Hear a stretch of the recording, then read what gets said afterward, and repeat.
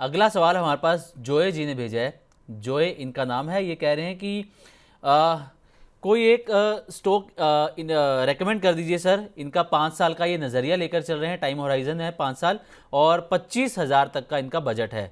तो ये कह रहे हैं कि कुछ स्टॉक, कोई एक या दो तीन स्टॉक्स आप रेकमेंड कर दीजिए जो ये पोर्टफोलियो में ऐड कर सकें।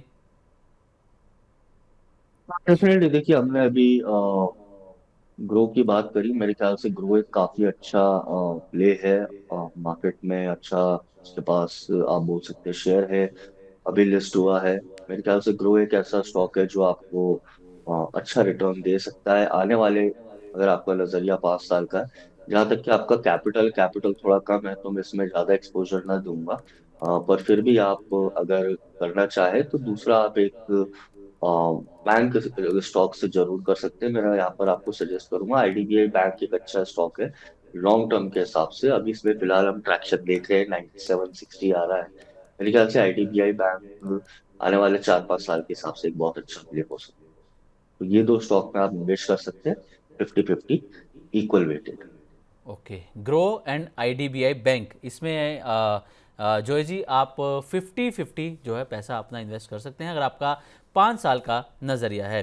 सर, ग्रो पे ही एक और सवाल आया है हमारे पास, हालांकि पहले भी हमने आपसे सवाल पूछा। अ, ये सवाल हमारे पास आया, ये पूछ रहे हैं कि क्या ग्रो में करंट लेवल से बाइंग की जा सकती है। करी जा सकती है। मैंने 155 का स्तर दिया है, वहां पर भी करी जा सकती है। देखिए, अगर डिपेंड करता है कि आपका नजरिया क्या है। अगर आपका शॉर्ट टर्म नजरिया है, 140 के स्तर से 160 हो चुका है। अभी तो वोलैटिलिटी पूरी एक्सपांड हो गई है, प्राइस की एटीआर बढ़ गई है, प्राइस की रेंज बढ़ गई है। तो यहाँ पर 2 से 3% का मूव अगर इंट्राडे में भी हो जाएगा तो आपको थोड़ा सा हर्ट कर देगा। अगर आपका नजरिया स्विंग ट्रेडिंग का है, शॉर्ट टर्म का है, तो अब जो रैली हुई है वो आपने मिस कर दी है। अगर आपका नजरिया आने वाले 2 साल का है, 6 महीने का भी मान लो, तो मेरे ख्याल से ग्रो 155 से 150 के आसपास बहुत अच्छे पिक है। ओके, 155 से 150 के आसपास। अच्छा सर, अभी क्योंकि हमने जिक्र भी किया था कि जेफरीज ने रिपोर्ट इस पर जारी की है, तो आज शेयर में 13% तक की एक तेज़ी भी देखने को मिली है ग्रो के शेयर में, और जेफरीज ने बाय रेटिंग दी है। और ये भी कहा है कि जो ग्रो है वो रॉबिनहुड, जो कि यूएस की कंपनी है, फाइनेंशियल सर्विसेज देती है, उसके जितनी तेज़ी यहाँ पर आने वाले 3 साल के अंदर दिखा सकती है। तो ग्रो का जो बिजनेस मॉडल है सर, एक तो आपसे इसके बारे में भी जानना चाहेंगे क्योंकि हम ग्रो की बात कर रहे हैं। तो किस तरीके का आपको बिजनेस मॉडल लगता है आने वाले 2-3 साल में, 4 साल में, कितना ग्रोथ पोटेंशियल आपको इसके अंदर नज़र आता है? और क्या जो इन्वेस्टर्स पैसा लगा रहे हैं इसके अंदर, चाहे रिटेल इन्वेस्टर्स की यहाँ पर हम बात करें, तो क्या उनको अच्छा गेन हम मान के चलें कि फिर मिल सकता है जब कंपनी का कामकाज बेहतर होगा, रेवेन्यू इनका बेहतर होगा तो? डेफिनेटली देखिए, लॉन्ग टर्म में आई बिलीव 4-5 साल जब भी हम बात करते हैं तो एक बुल रैली तो मिलती है। पहली बात तो इन टर्म्स ऑफ प्राइस, जैसे आपने रॉबिनहुड से कंपेयर करा, आप देखिए जो ये क्रिप्टो में ट्रैक्शन आया या फिर ट्रेडिंग में ट्रैक्शन आया पोस्ट कोविड, इसमें उस स्टॉक ने अच्छा परफॉर्म करा। ग्रो की बात करें तो ऑब्वियसली एक बहुत अच्छी, अगर हम इसका बेंचमार्क भी करें कन्वेंशनल प्लेयर्स जैसे एंजल वन हुआ, मोतीलाल हुआ, तो जो इनका अगर आप एवरेज आरओई देखें तो वो कम से कम 25 से 30 का रहा है, 23 से 30% रहा है। डेफिनेटली बहुत अच्छा है। अगर आप 5 ईयर एवरेज ही निकालें तो मेरे ख्याल से ग्रोथ पोटेंशियल जो है डबल डिजिट में है, पहली बात। दूसरी बात, जहां तक कि कंपनी की बात करें तो कंपनी इवॉल्व हो रही है।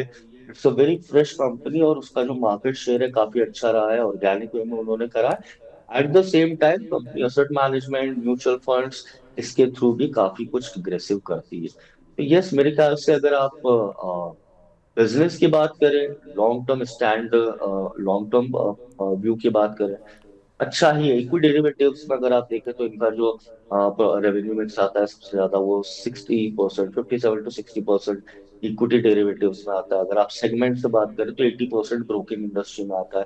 Plus they are going into margin trading facility, आपका कंज्यूमर क्रेडिट हुआ। तो अभी तो मेरे ख्याल से कंपनी इवॉल्व करी है, पैसा ही इसलिए लिया उन्होंने बाजार से तो उनको एक्सपांशन करना है। तो आने वाले 5 साल के हिसाब से तो डेफिनेटली बहुत अच्छी कंपनी है। आप एंजल वन, आप इनकी बेंचमार्किंग आप एंजल वन मोतीलाल ओसवाल से करेंगे तो देखेंगे इट्स अ वेरी गुड, मतलब बहुत अच्छी बेट है लॉन्ग टर्म के लिए। जी। तो ठीक है सर। लेकिन सर एक खबरें जब इनका डेटा आता है जब तो जो ग्रो के एक्टिव क्लाइंट्स हैं, हालांकि सबसे ज़्यादा एक्टिव क्लाइंट्स ग्रो के पास हैं, लेकिन इसके एक्टिव क्लाइंट्स की संख्या भी लगातार हम देख रहे हैं कि कम होती हुई नज़र आ रही है। हालांकि उसके पीछे जो रीज़न है वो F&O जो रूल्स में बदलाव किया गया था उसकी वजह से रही है। तो क्या एक्टिव क्लाइंट कम होना भी कंपनी के लिए कहीं ना कहीं एक सिरदर्द बन सकता है? देखिए, मैं इसको थोड़ा सा आपको रिवर्स या कॉन्ट्रा ओपिनियन दूंगा। एकदम मार्केट में अगर एक्टिव ट्रेडर्स कम हो जाते हैं तो एक्चुअली बहुत अच्छा संकेत होता है बुल रैली के लिए, पहली बात। दूसरी बात, मार्केट में जो पिछले 2 साल में हुआ है, 1.5 साल में हुआ है, वो एक स्ट्रक्चरल शिफ्ट हुआ है। प्रमोट पीपल या निवेशकों को इक्विटी डेरिवेटिव्स, स्पेसिफिकली ऑप्शंस का जो एक था प्ले, को कम करने के लिए और उसको पुश करने के लिए टुवर्ड्स इक्विटी, या फिर आप बोल सकते हैं कि थोड़ा सा निवेश का नजरिया बढ़ाने का। तो ये जो स्ट्रक्चरल शिफ्ट है, इसकी वजह से अमूमन ग्रो क्या मेरे ख्याल से सब तरफ हुआ होगा। आपने एक्टिव ट्रेडर्स का जो वो है वो डेटा, या फिर आप एक जो फोमो था कि active trading is a very cool thing, तो वो थोड़ा सा कम हुआ होगा। और ये मेरे ख्याल से स्ट्रक्चरल शिफ्ट रिफ्लेक्ट कर रहा है उनके यूजर्स में, और वो क्रॉस द इंडस्ट्री फील्ड होगा। और मार्जिन ट्रेडिंग फैसिलिटी अभी एक चीज है जो बढ़ी रही है। मेरे ख्याल से ये स्ट्रक्चरल शिफ्ट इसलिए रिफ्लेक्ट हुआ है। इंडियन इक्विटी मार्केट या कैपिटल मार्केट इज इवॉल्विंग। अभी तो हम बहुत नेसेंट स्टेज से थोड़ा बहुत आगे बढ़े। हम 30 साल पुरानी मार्केट है जब हम 1995 से देखते हैं, तो यूएस मार्केट्स को देखते हैं, और अभी भी हमारा बहुत ह्यूज पोटेंशियल है। सेबी अपने आपको, मतलब सेबी गाइड कर रही है, बोल रही है कि हम आने वाले समय में एक्टिव या इन्वेस्टर्स का जो डेटा बेस है उसको हम रीच बढ़ाएंगे, उसको ऑलमोस्ट डबल करेंगे। तो ये लॉन्ग टर्म ग्रोथ स्टोरी है। ये जो शिफ्ट हुआ है, इनका यूजर का डेटा, एक्टिव ट्रेडर्स का डेटाबेस कम हुआ है, यूजर्स कम हुए, तो ठीक है मेरे ख्याल से एक स्ट्रक्चरल शिफ्ट की वजह से लॉन्ग टर्म में मेरे ख्याल से फिर भी यहाँ पर ये सेक्टर में पोटेंशियल खासी है। ओके, तो लॉन्ग टर्म के लिहाज से ग्रो या जो ये सेक्टर, जिस सेक्टर से कंपनी आती है वो सेक्टर यहाँ पर अट्रैक्टिव नज़र आ रहा है, अच्छा नज़र आ रहा है।